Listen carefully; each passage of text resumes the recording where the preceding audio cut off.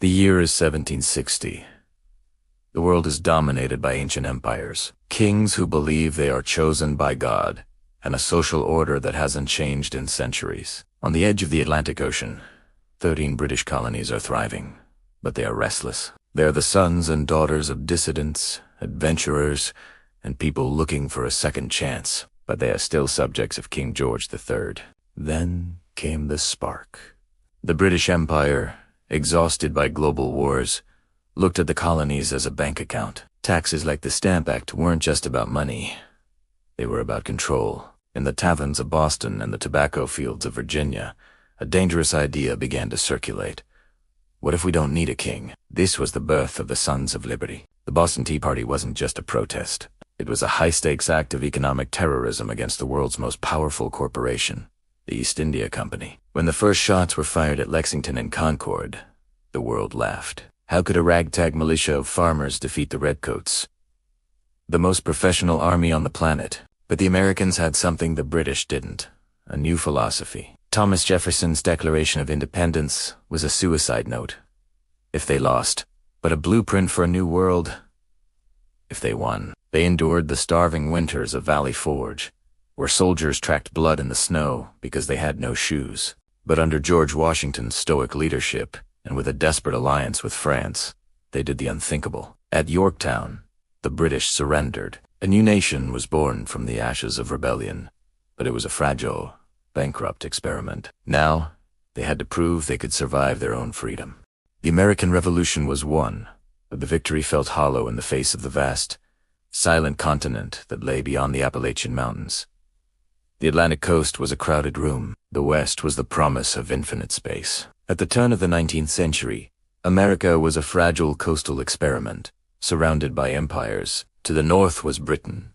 To the south and west were Spain and France. The survival of the United States depended on one thing: growth. This gave birth to Manifest Destiny, the belief that Americans were chosen by a higher power to civilize the wilderness from sea to shining sea. The first giant leap occurred in 1803 with the Louisiana Purchase. Napoleon Bonaparte, drowning in European wars, sold 828,000 square miles to Thomas Jefferson for a mere $15 million. It was the greatest real estate deal in history. To understand what they had bought, Jefferson sent Meriwether, Lewis, and William Clark into the unknown. Their journey was a harrowing 2-year odyssey through lands no white man had ever mapped. They encountered grizzly bears that ignored musket fire and crossed the jagged peaks of the Rockies where the air was too thin to breathe. They returned with tales of endless prairies and rivers that led to the Pacific. The gates were open. The 1840s saw the Great Migration. Families packed their entire lives into prairie schooners, wooden wagons that became mobile homes on the Oregon Trail. This 2,000-mile journey was a brutal filter of human endurance. Death was a constant companion. Cholera, exhaustion, and accidents claimed 1 out of every 10 pioneers. If you broke a wagon wheel in the middle of the desert, you were often dead. Yet, the hunger for land was stronger than the fear of death. The discovery of gold in California in 1848 turned this trickle of settlers into a tidal wave. San Francisco transformed from a collection of tents into a world-class city in less than 2 years. Gold didn't just bring wealth. It brought people from every corner of the globe: China, Australia, Europe, and Latin America. America was becoming a melting pot under the heat of greed and hope, but the expansion had a dark, bloody underside. This destiny required the displacement of Native American nations who had lived on the land for millennia. The Indian Removal Act and the tragic Trail of Tears saw the Cherokee and other tribes forced into marshes that decimated their populations. Simultaneously, the hunger for Texas led to a violent war with Mexico, resulting in the acquisition of California and the Southwest. By 1850, the U.S. was a continental giant, but it was a giant with a fractured soul. The North wanted free labor and factories. The South wanted slavery and cotton. This tension was not a political debate. It was a slow-motion explosion. In 1861, the nation tore itself apart. The Civil War was the first industrial war. It wasn't just about courage. It was about railroads, telegraphs, and the sheer capacity to produce weapons. When Robert E. Lee surrendered in 1865, The old world of plantations was dead. The Union survived, slavery was abolished, and America emerged as a single, unified machine, ready to turn its eyes toward the smoke and fire of the Industrial Revolution. Emerging from the bloodiest conflict in its history, America didn't just rebuild it, reinvented the concept of power. The era from 1870 to 1900, known as the Gilded Age, was a period where the hero was no longer the soldier or the pioneer, but the titan of industry. While Europe remained bogged down in aristocratic traditions, America became a laboratory for raw, unchecked capitalism. The nation stopped looking at its borders and started looking at its resources. The foundation of this new empire was steel. Andrew Carnegie, a poor Scottish immigrant who started his career as a bobbin boy in a textile mill, realized that steel was the bone of the modern world. By adopting the Bessemer process, Carnegie turned steel from a luxury item into a mass-produced commodity. Steel was everywhere. It built the skyscrapers of New York that challenged the heavens. It built the Brooklyn Bridge that conquered the water. And most importantly, it built the first transcontinental railroad. In 1869, the Golden Spike was driven at Promontory Summit, Utah. For the first time in human history, a person could travel from the Atlantic to the Pacific in days instead of months.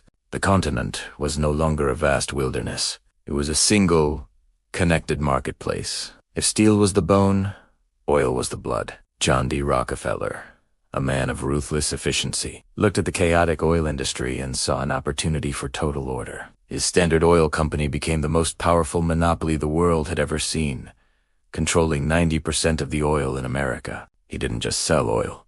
He controlled the pipelines, the refineries, and the transport. This was the birth of the corporate empire. But while the titans grew unimaginably rich, the muscle of the nation came from the huddled masses. Millions of immigrants from Italy, Ireland, Russia, and Poland poured through Ellis Island. They lived in cramped tenements and worked 12-hour shifts in the heat of the blast furnaces. Their sweat built the American dream. But for many, the dream was a nightmare of poverty and dangerous labor. Amidst the smoke of the factories, a new kind of power was being harnessed. Electricity. In Menlo Park, Thomas Edison, a man with only 3 months of formal schooling, was perfecting the incandescent light bulb. When he succeeded, he did more than just illuminate the dark. He detached human productivity from the rising and setting of the sun. The 24-hour economy was born. Soon after, Alexander Graham Bell's telephone made the human voice travel across wires, and Henry Ford's assembly line began to churn out the Model T. Ford's genius wasn't just the car. It was the method. By breaking down production into simple, repeatable steps, he made the car so cheap that the very workers who built it could afford to buy it. This created the American middle class. By the turn of the century, the U.S. was outproducing the factories of Great Britain and Germany combined. The young republic had become an industrial predator, and it was about to be dragged into a global conflict that would test whether it could lead the world it had helped invent. The 20th century was the stage where America transformed from a regional power into a global hegemon. This transformation was written in the blood of 2 world wars. When Europe descended into the madness of the trenches, the United States initially tried to remain isolated, but the world's economy was now too interconnected.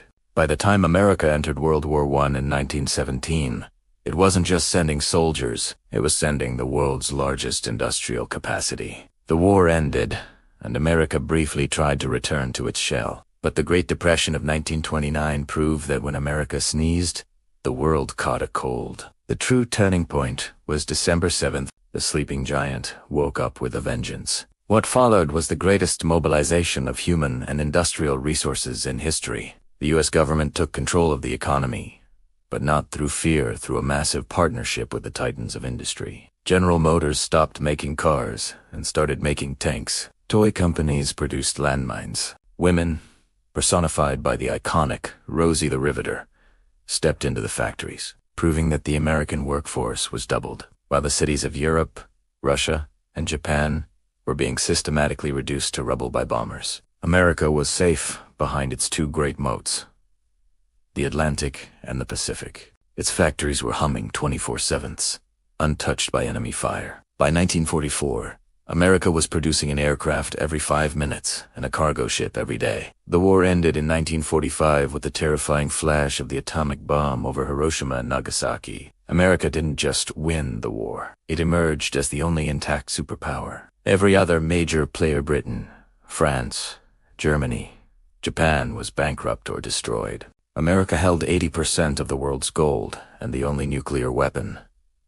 The American century had officially begun. Through the Marshall Plan, the U.S. did something unprecedented.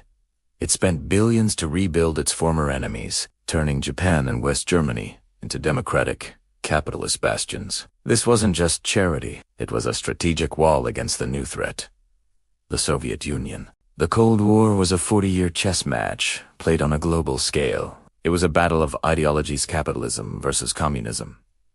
This rivalry pushed American innovation to the edge of space. In 1961, John F. Kennedy challenged the nation to go to the moon.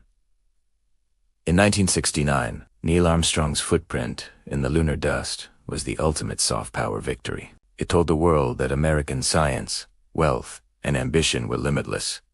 But the power wasn't just military or scientific. It was cultural. Through Hollywood, jazz, and the blue jeans worn by teenagers in Moscow, America was winning the war of ideas. The Soviet Union could build rockets, but it couldn't build a lifestyle that people actually wanted. When the Berlin Wall fell in 1989, it wasn't just a political victory. It was a triumph of the American way of life. As the 20th century closed, the United States stood alone as the world's sole superpower, hyperpower. But the nature of empire was changing. The power of the future would not be measured in how many tons of steel you could forge or how many nuclear warheads you possessed. It would be measured in bits, bytes, and algorithms. The new revolution didn't happen in the halls of Washington, D.C., but in the sun-drenched garages of a place called Silicon Valley. The Internet, a project born from the U.S. military's ARPANET, was released into the wild. In the 1990s, the information age began, and America was the architect. Companies like Microsoft, Apple, and Cisco built the plumbing of the digital world. Suddenly, American power was invisible, but everywhere. This is the era of soft hegemony. You didn't need to occupy a country if everyone in that country was using your software, watching your movies on Netflix, and trading in your currency. The US dollar became the operating system of global finance, and English became the operating system of human communication. In the early 21st century, the rise of Google, Meta, and Amazon transformed the global economy. These were not just companies. They were new types of states, possessing more data on human behavior than any government in history. American influence became a part of the human subconscious. But being at the top of the mountain is a dangerous place. The 2008 financial crisis showed that the American-led economic system was fragile. The rise of a digital China, with its own tech giants, and a different vision for the internet, created the first real challenge to American dominance since the Cold War. Today, the American story is at a crossroads. Internal political fractures, the complexities of artificial intelligence, and the shift toward a multipolar world suggests that the era of unchecked dominance may be fading. Yet, history has shown that the greatest American strength is its ability to reinvent itself in the middle of a crisis. From 13 starving colonies to a continental giant. From a broken nation in a civil war to an industrial monster. From a nuclear superpower to a digital empire. The story of the United States is a story of building from scratch, over and over again. As we look into the future of AI, quantum computing, and the colonization of Mars, the American footprint remains the largest on the path. The empire of the mind is the final frontier. Whether this is the autumn of an empire or the dawn of a new digital spring, one thing is certain. The world we live in was designed, built, and powered by the American story. Thank you for joining us on this 250-year journey of ambition, struggle, and the relentless pursuit of the future.